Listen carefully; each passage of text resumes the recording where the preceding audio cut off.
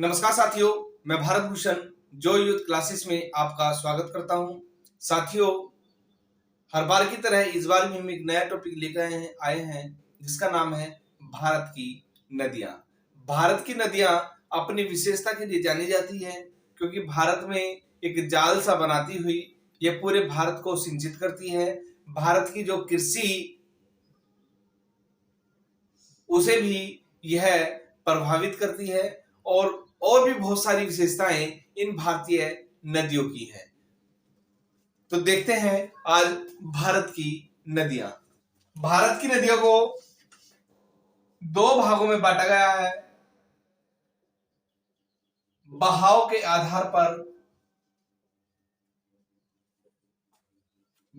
आधार पर इसके भाग कितने होते हैं? दो भाग होते हैं। नंबर एक है अरब सागर का अपवाह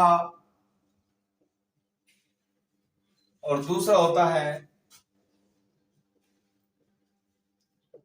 बंगाल की खाड़ी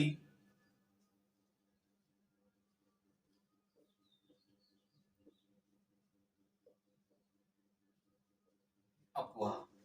तो बहाव के आधार पर दो प्रकार हुए, अरब सागर का अपवाह, बंगाल की खाड़ी का अपवाह, जिसमें हमने अरब सागर में गिरने वाली नदियां पढ़ेंगे और बंगाल की खाड़ी में गिरने वाली नदियां पढ़ेंगे। इसी प्रकार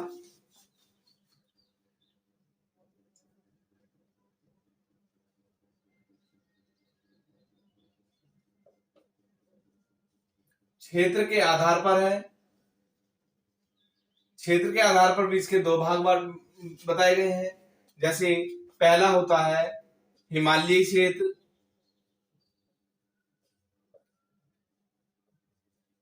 हिमालय से निकलने वाली नदियां, और दूसरा होता है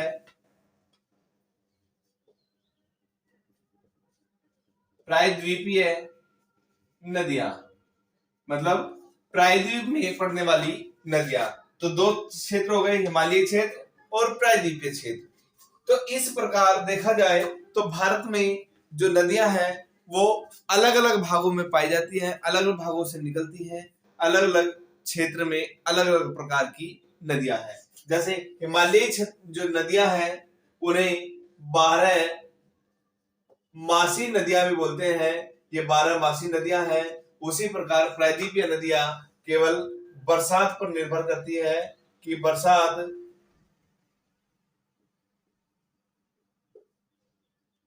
जब होगी तब इनके अंदर पानी आएगा, अन्यथा ये पूरी साल तक ये नदियां नहीं चल पाती और बीच में ही सूख जाती है। 12 मासी नदियां इसलिए क्योंकि हिमालय में बर्फ पिघलता है, बर्फ पिघल करके नदियों में आता है और नदियों को जीवन पूरे वर्ष जल मिलता रहता है, तो ये इसलिए इन्हें 12 मासी नदियां कहते हैं। तो इनकी विशेषताओं के आधार पर इन्हें हमने अनेक भागों में बांटा है, लेकिन देखते हैं कि जो भारत में नदियां हैं वो अपना विशेष स्थान कैसे रखती हैं। सबसे पहले बात करते हैं सिंधु नदी की।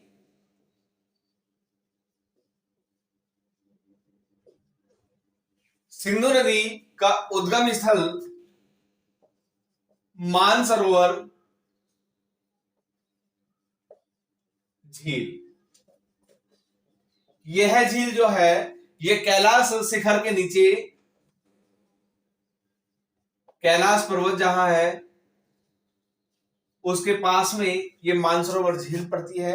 और कैलाश पर्वत इस समय तिब्बत या चीन, मानसरोवर झील तिब्बत या चीन में पड़ती है या कैलाश पर्वत के पास है। तो कैलाश पर्वत पर कभी यह भारत का हिस्सा हुआ करता था कभी, लेकिन आजकल ये चीन में पड़ता है।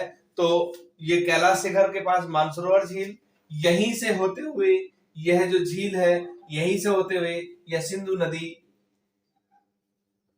लेह लद्दाख राज्य है जो केंद्र शासित प्रदेश है, यहां से होते हुए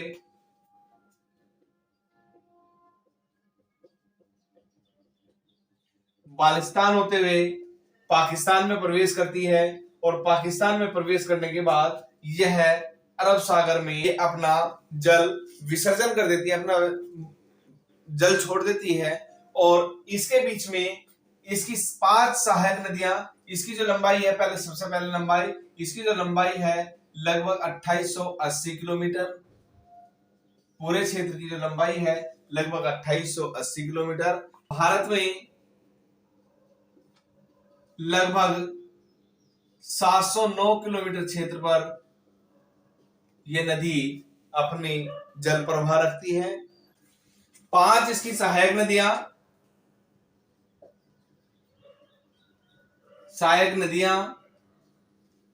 इसकी 5 सहायक नदियां होती हैं। नंबर 1 सतलज, जो राकस्थाल से निकलती है। राकस्थाल भी मानसरोवर झील के पास पड़ता है राकस्थाल, और ये हिमाचल होते हुए, पंजाब होते हुए पाकिस्तान में प्रवेश करती है और सिंधु नदी में जाकर के मिल जाती है। दूसरी आती है झेलम नदी। झेलम नदी का इतिहास बहुत प्राचीन है, क्योंकि जो आज पाकिस्तान का हिस्सा है कभी भारत का हिस्सा हुआ करता था। तो झेलम नदी अपने विशेष स्थान के लिए जानी जाती है, और झेलम नदी जो है वेरीनाग से निकलती है। भारत में एक वेरीनाग जगह पड़ती है, पीर पंजाल के पास वेरीनाग पड़ता है, तो वहां से निकलती है और ये बहती हुई पाकिस्तान में सिंधु नदी में जाकर के मिल जाती है। तीसरी नदी व्यास नदी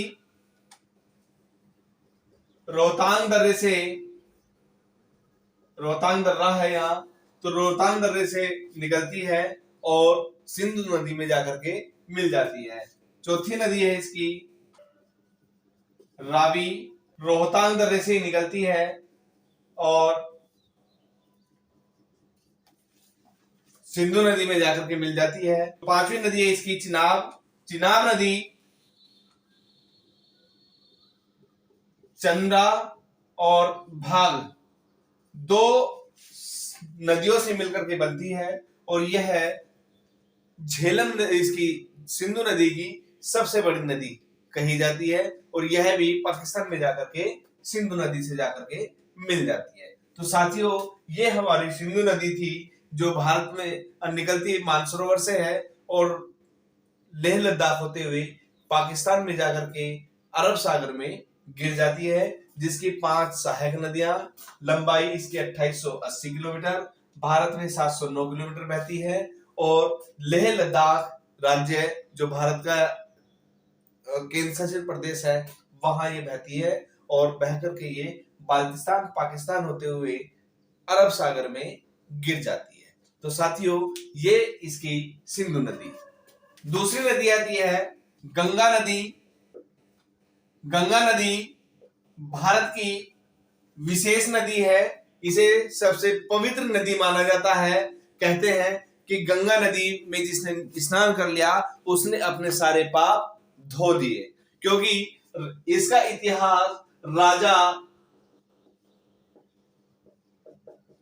भगीरथ से माना जाता है कि राजा भगीरथ, जो राम के पूर्वज के रूप में जाने जाते हैं, राजा भगीरथ की गंगा नदी का जो उद्गम है, या गंगा नदी का जो कहते हैं कि गंगा नदी को जो उत्पन्न करने वाले हैं वो राजा भगीरथ है।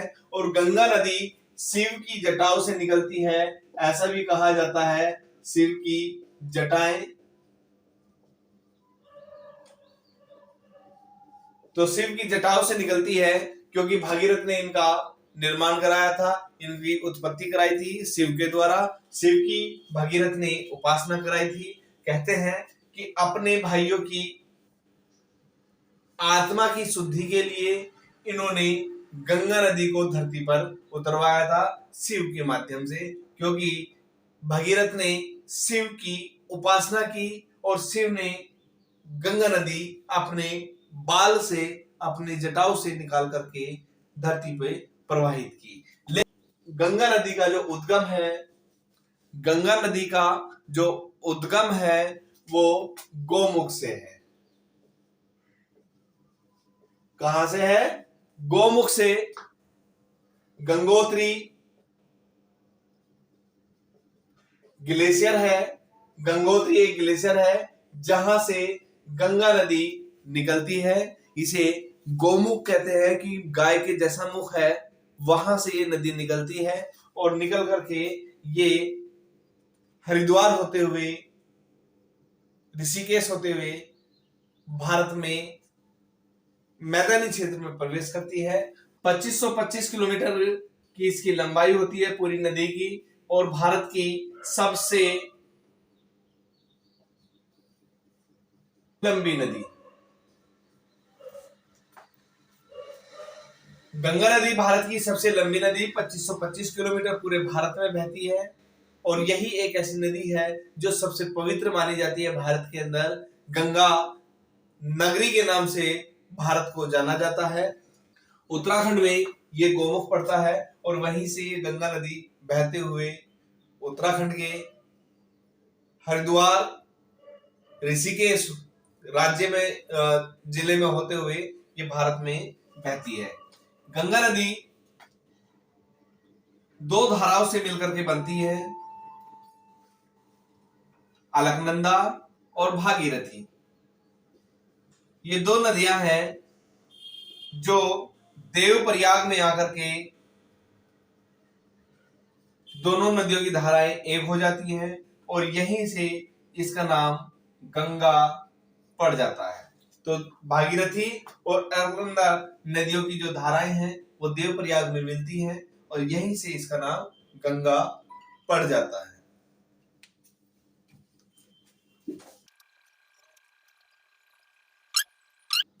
उत्तराखंड,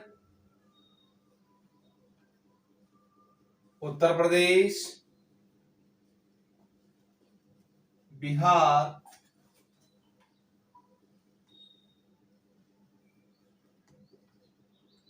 पश्चिम बंगाल, बांग्लादेश बहते हुए यहीं पर ब्रह्मपुत्र नदी,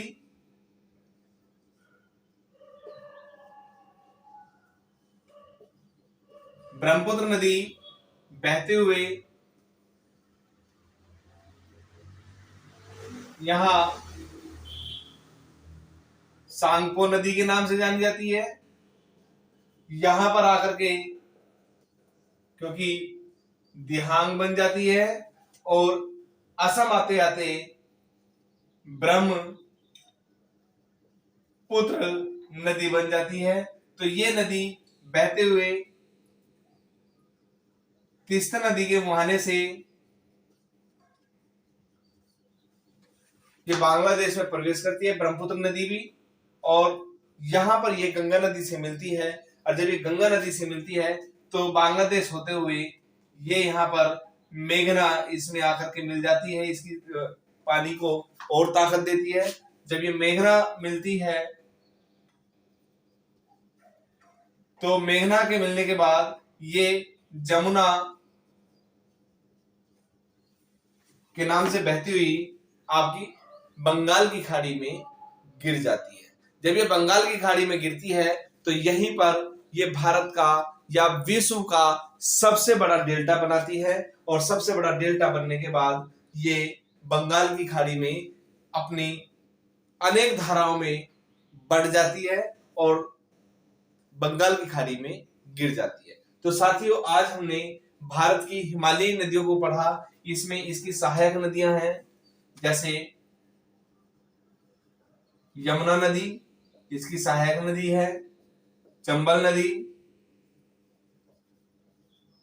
इसकी सहायक नदी है, सोन नदी इसकी सहायक नदी है,